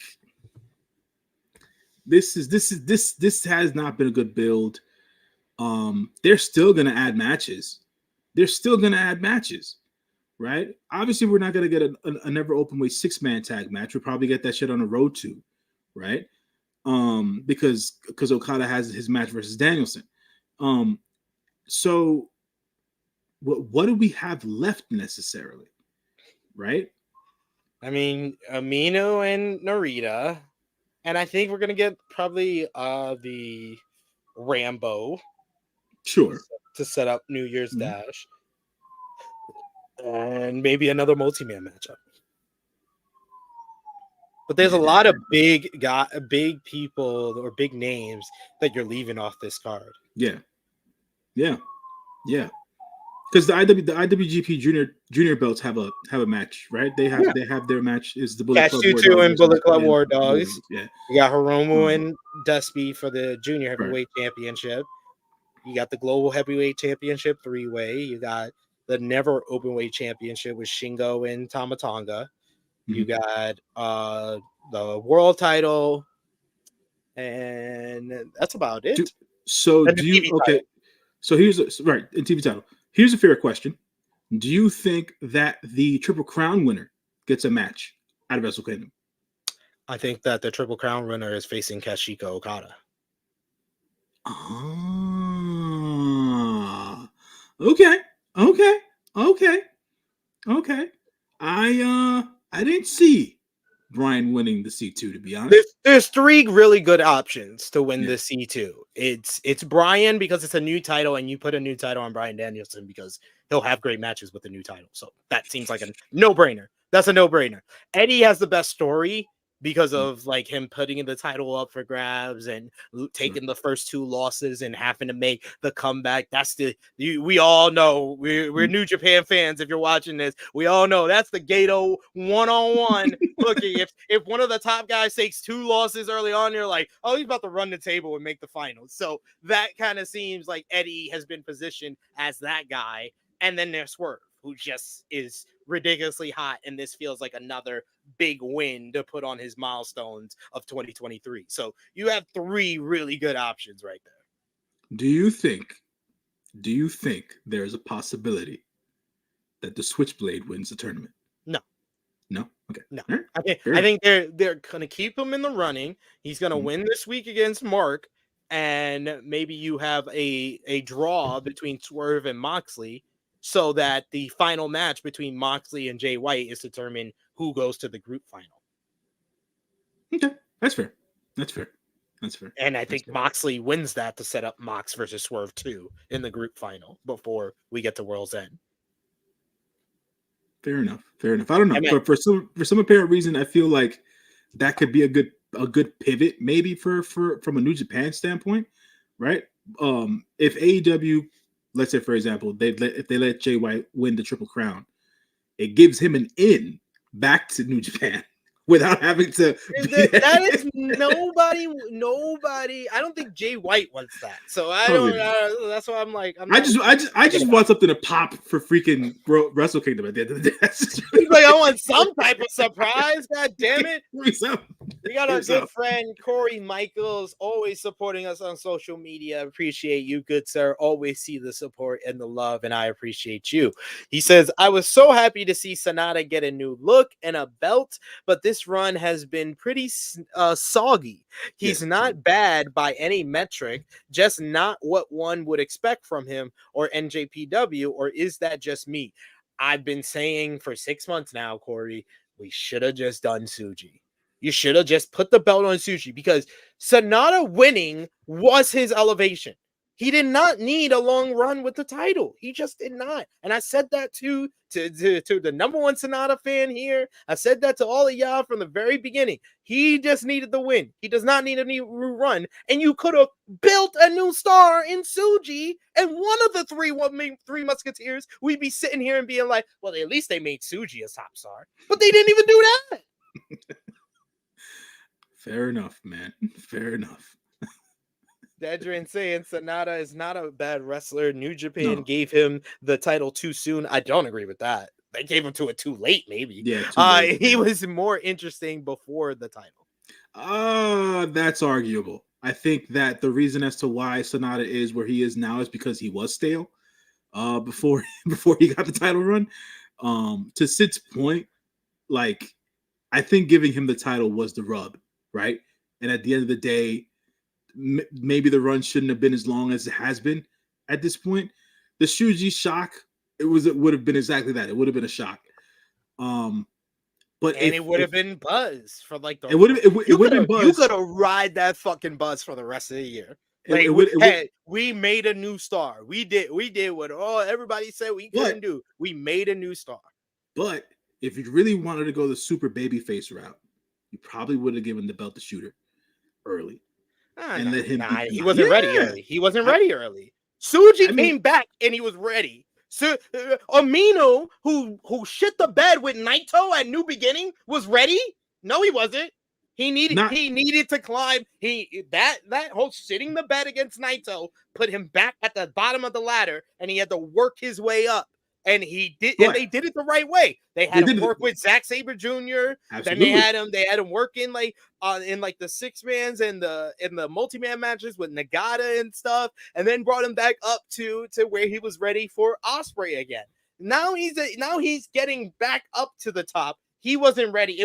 He was not the guy. The guy, it was just plain as day. We can't make it more difficult for Gato. We were making it more difficult for Gato saying that there was another option. No, Shota Umino was not an option in June.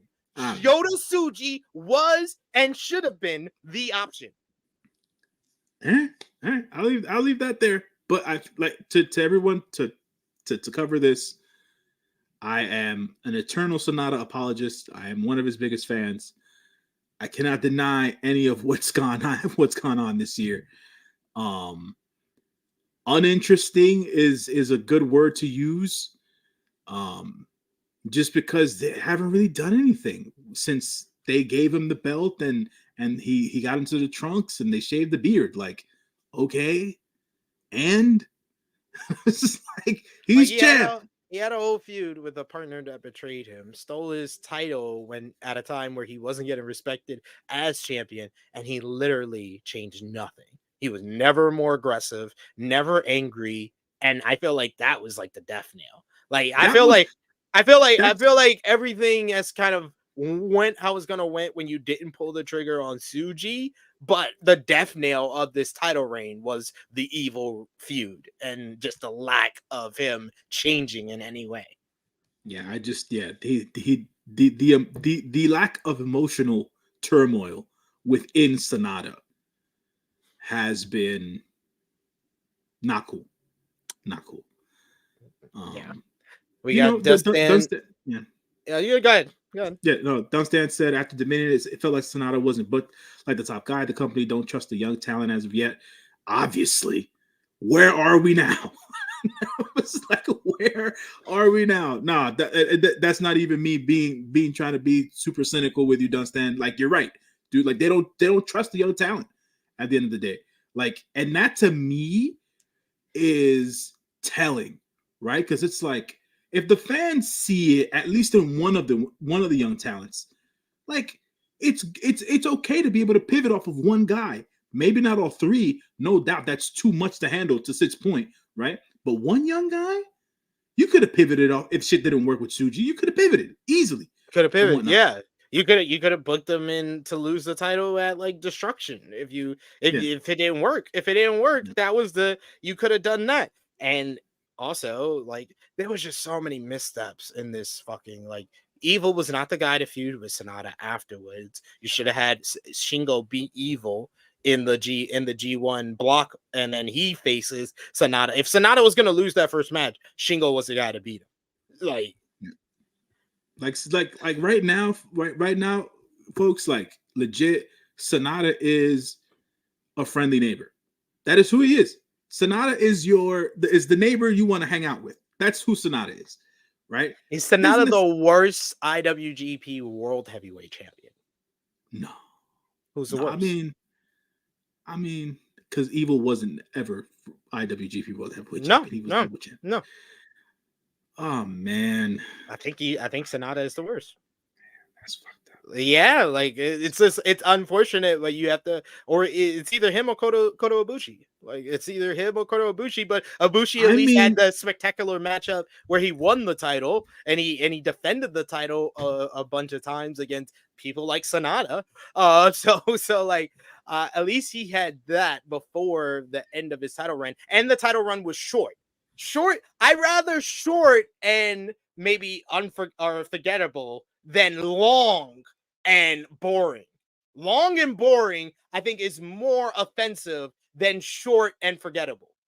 And I feel like those are the two worst IWGP World Heavyweight title runs. So I'll take Sonata.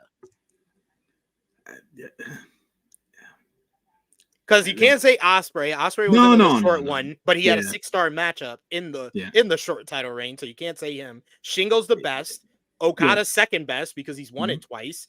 Jay White was not that good last year, but the build up to him winning was really good. Yeah, that was good. And at least he defended it against, people that it made sense for him to feud against, like Tama Tonga, based on their whole story from being in the Bullet Club together. But like, if you thought Jay White, after he won the IWGP World Heavyweight title, and people were complaining, oh, he's not doing much, he wasn't on that many shows, he didn't defend it much, he wasn't around much, he didn't feel like the top guy, then what are you going to say about Sonata's run that went 6 months longer? You know what the tough part about all this is that we're talking now that you're bringing up Jay White.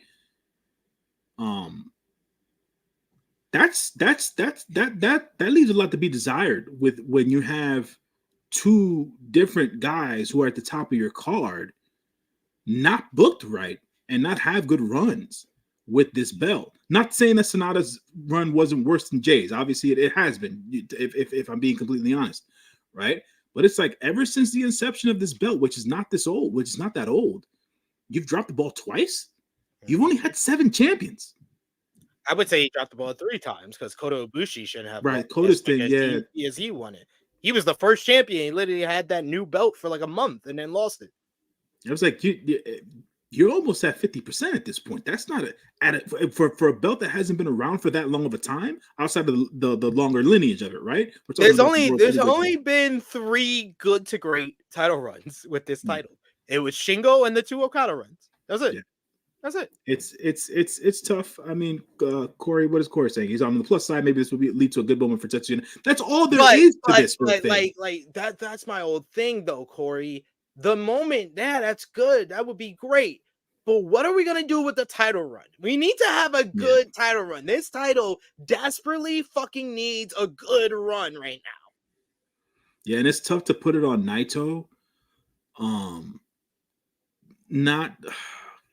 Naito's a legend for what he's been able to do, but he's on the older side of things now. So it's going to be a tough sell for him to be able to have these great matches, stories, or whatever have you. One with his character, because he's indifferent to everything, right? He's always tranquilo. And on top of everything else, what's the output of the actual wrestling match going to be? Right? So it's like he's going to have off nights. He's had a few of them at this juncture this year alone. You know what I'm saying? So it's tough. Frantic World, Evil was never IWGP World Heavyweight Champion. That's what I said. IWGP World Heavyweight Champion, not a world champion in New Japan. It's the specific new title that they had, whose first champion was Kota Ibushi, which was after Evil. Yeah, it's a tough sell. I feel like hold on a second. No worries. We got to wind things down here anyway. So sound off in the live chat. Guys, we've been talking for an hour and 45 minutes, and y'all have not sent one super chat donation. Come on, y'all. We can't always depend on Will Chisholm. Some of y'all need to show your support as well. You can't depend on Will Chisholm to spend all of his paycheck on us here. Show your support. Any dollar amount matters, and we'll highlight it here. So if it's $1, $2, I think it's $2 limit, but $2 or more, we will highlight it, and it really matters, and it really helps out, guys. So important. But also let us know in the live chat your match of the night, MVP, LVP, what you gave the final show overall out of 10 and the tournament overall out of 10. Let us know in the live chat. Well, me and J-News will put our thumbs in the middle for NJPW World Tag League 2023 final. The show in 3, 2, 1.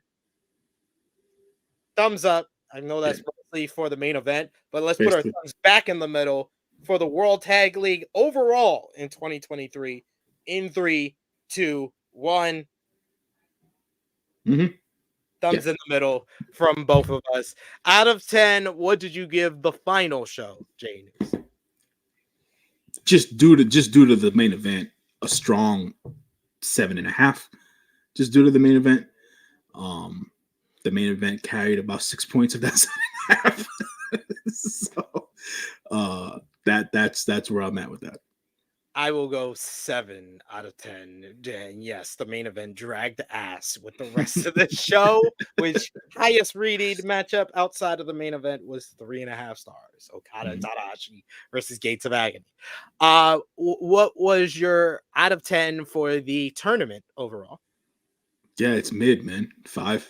5 out of 10. 5 out of 10 tournament. They didn't do much with what it was that they had. They had individual stories as they usually do, but to me they didn't pop off the page, to use a phrase. And we're left with this looming specter of what is Wrestle Kingdom 18.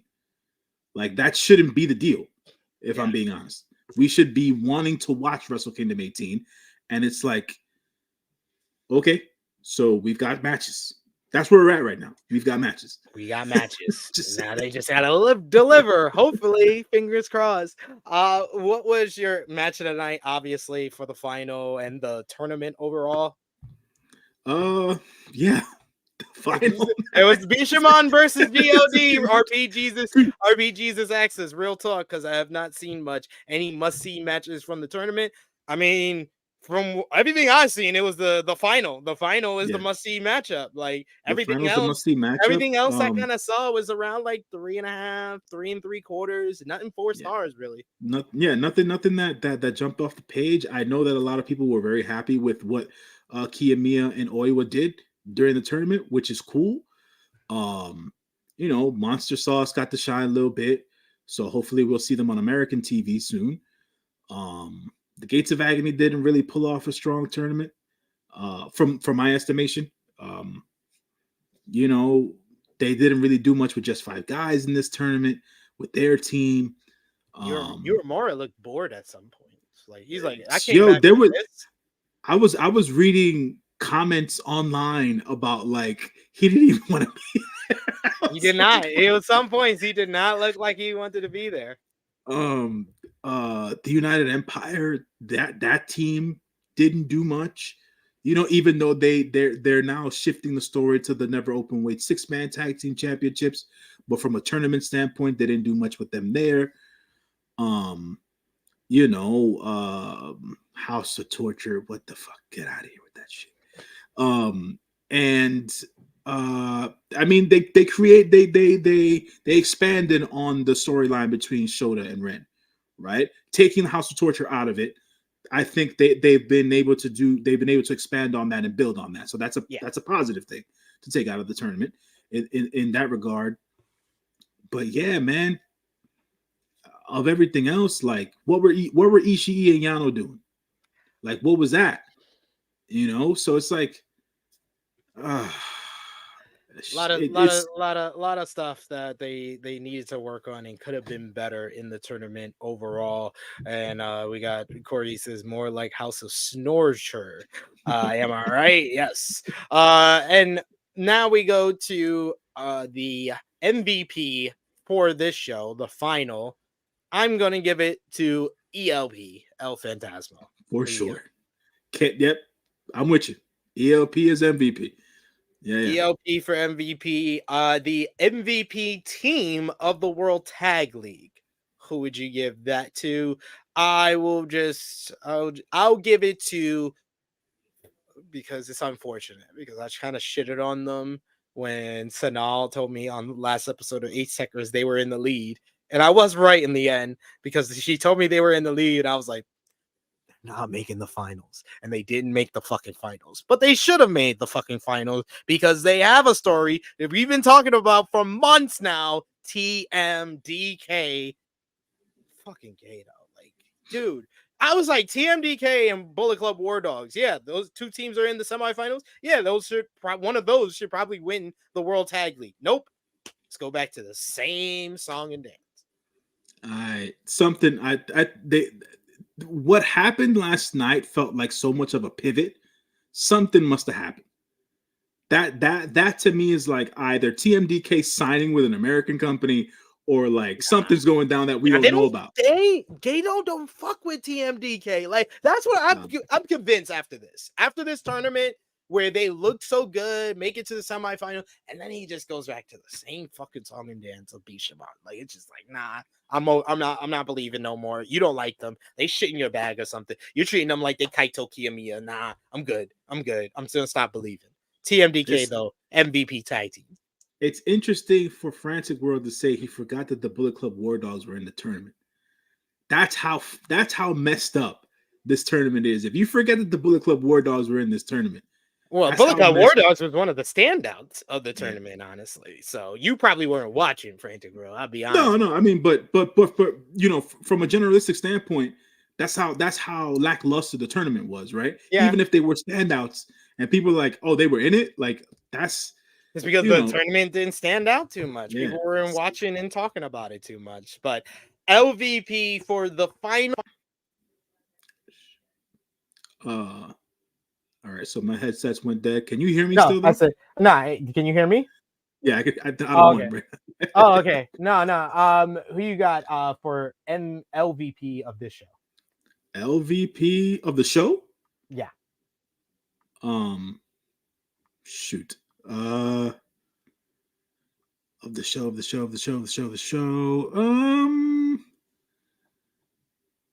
I don't know, man. I usually give everything a House of Torture. Why the hell not? You know what? Fuck that.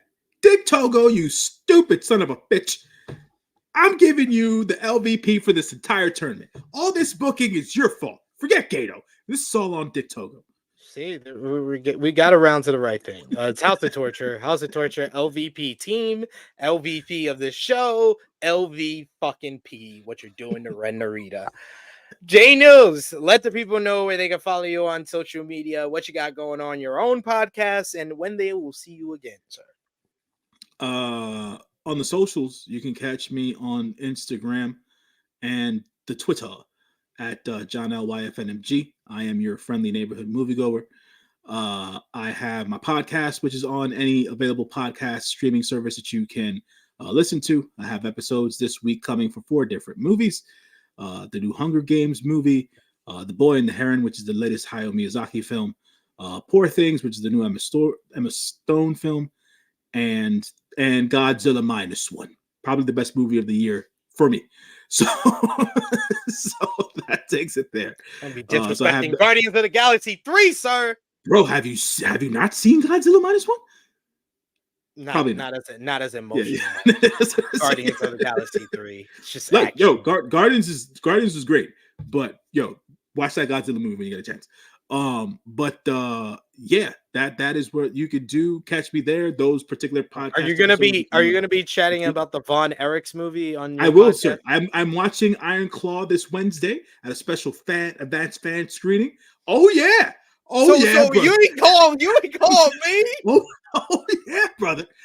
I got the billing because the brother is in good standing with AMC.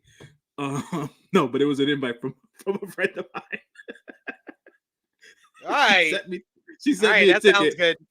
No, she sent me a ticket or whatever case. So she was saying, it was like, wait, it's a wrestling movie. Do you know about this? And I was like, yeah.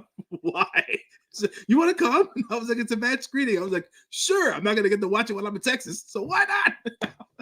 Yeah. We got Corey agreeing with you. He said it was so hype. I love it, and I hadn't even seen a traditional Godzilla movie. Hey before. Man, that's a good first introduction right there, brother.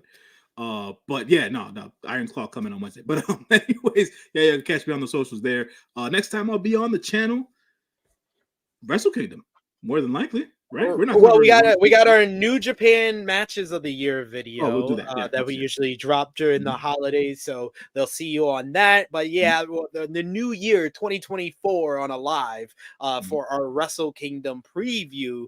We'll do that a couple of days before Wrestle Kingdom 18 on January 4th.